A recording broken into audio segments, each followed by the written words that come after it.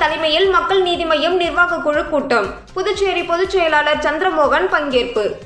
மக்கள் நீதி மய்யம் தலைவர் கமல்ஹாசன் தலைமையில் கட்சியின் நிர்வாக குழு மற்றும் செயற்குழு உறுப்பினர்களின் கூட்டம் கடந்த 22ஆம் தேதி சென்னை ஆழ்வார்பேட்டையில் உள்ள மக்கள் நீதி மய்யம் கட்சியின் தலைமை அலுவலகத்தில் நடைபெற்றது.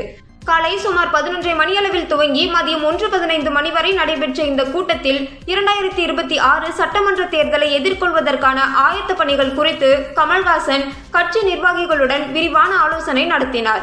இந்த கூட்டத்தில் மக்கள் நீதி மய்யம் கட்சியின் நிர்வாக குழு மற்றும் செயற்குழு உறுப்பினர்கள், துணைத் தலைவர்களான மௌரியா, தங்கவேலு, பொதுச் செயலாளர் அருணாச்சலம், புதுச்சேரி மாநில பொதுச் செயலாளர் சந்திரமோகன் மற்றும் சிறப்பு அழைப்பாளர்கள் கலந்து கொண்டனர்.